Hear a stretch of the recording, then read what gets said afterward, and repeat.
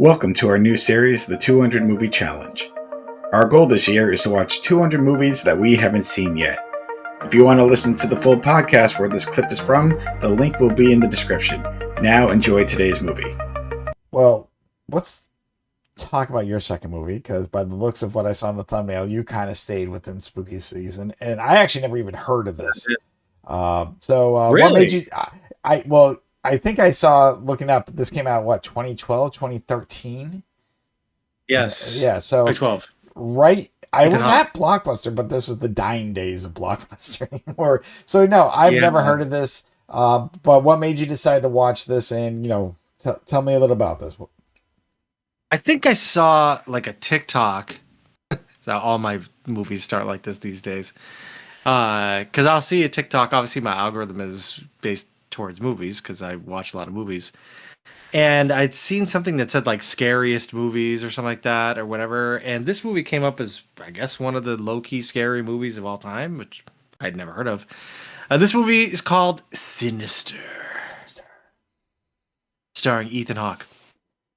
And the story revolves around a true crime author. He moves into this house with his family. So many movies start off this way. Moving to a new house, his family, and then all of a sudden shit gets fucked up. So he moves into a house with his kids, his family, and he's moving in and he's hit a wall. He had a really good hit with his first novel, and his subsequent 3 or 4 other novels or whatever have not been great. And so he's kind of trying to recapture like the first, like, how he got famous.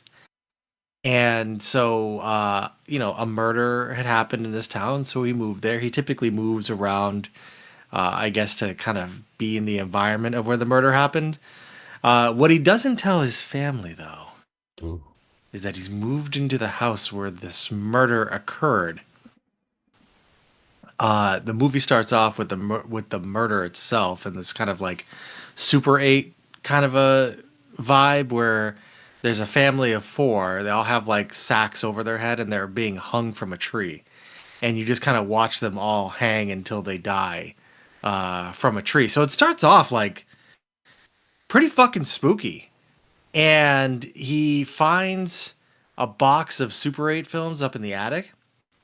And as he goes into his little room to start doing research, he starts seeing like Family Barbecue, like 98, or, Pool Party, whatever. And he starts opening these things up. And what he starts finding is that these are films where like these different families will be filmed having a good time. And then all of a sudden it switches to them being murdered, like different families. And he's like just drinking, watching these kind of like snuff films, right? Like there's one family, it's all gets drowned in a pool, and there's another family that gets burned alive inside of a car. And he starts kind of uncovering these things, and he's like, he gets deeper and deeper. And you don't really kind of know if he's losing his mind or if these kind of supernatural things are happening in the house. And it's actually done really well by Ethan Hawke. I haven't seen a lot of Ethan Hawke horror movies, to be quite honest. I know he's in another one called Black Phone or something. I'm that looks interested like a in horror. that one. That's because the You know, Black I Phone haven't too. We'll that talk one. about. Yeah, I haven't seen that, and probably won't get to it. But I was just intrigued, and so I was like, okay. But it was more sort of spooky, kind of like the vibe of it was pretty good. Although I will say, I don't understand why they never turned the lights on in this house, even during the day. But as the story unfolds and it gets worse and worse, it gets creepier and creepier, it gets really, really good. I was enjoying this movie for probably 3/4 of the way. And then in the third act, it really kind of fell off the rails for me. And I won't spoil it or anything like that. It just. We've talked about Oh, this with a few different movies this year, I could say this year. yes. Where it's like, things kind of like you get into this point where you're like, oh my God, this is a really good setup. I wonder where it's going to go. This is getting good. I like where it's going. And then it just kind of doesn't land. Right. Yeah. And I felt that this kind of movie went more into. It started leaning way more into the supernatural.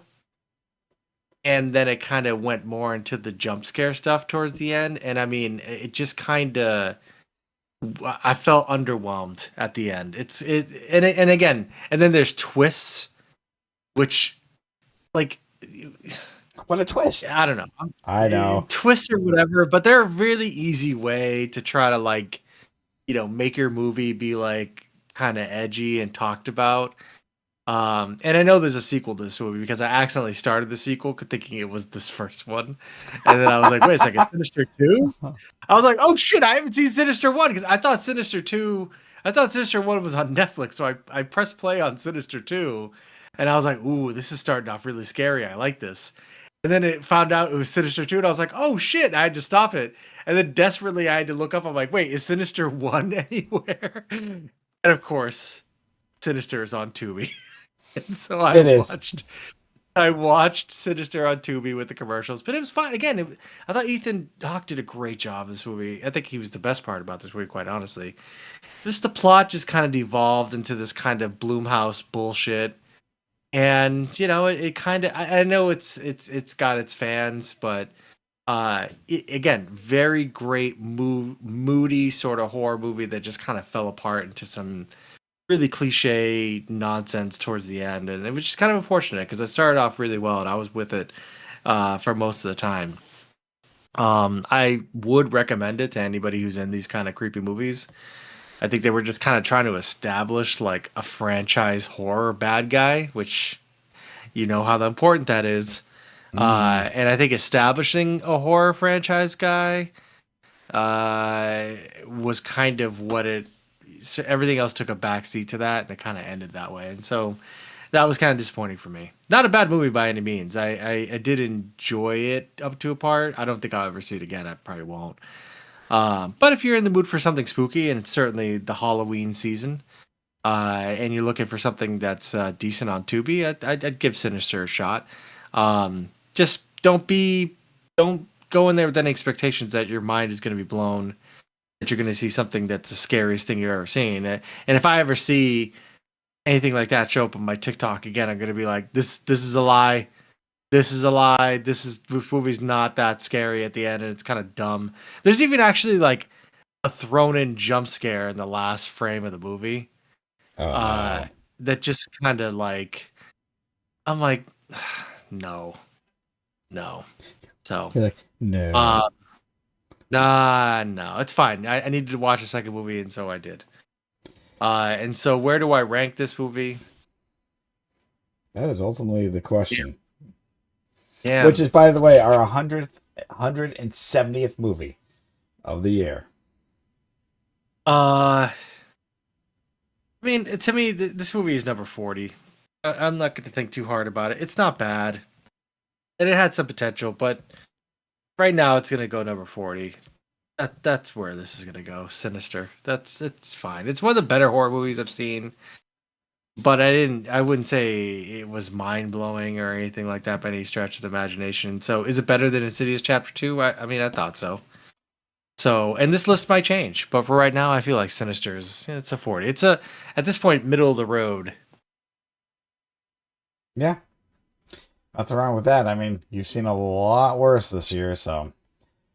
Especially on Tubi. Yeah. I've seen 86 films this year, and yeah. We're at that point, Chad, that we talked about where we would look at this list and be like, What the fuck?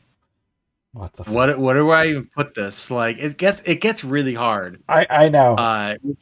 Really hard. And that's why I have to like redo this whole thing. Because I have to really kind of think of like, is it better than this? And then do that whole thing. But for the episode, that's where it's gonna go. We'll see. We'll see.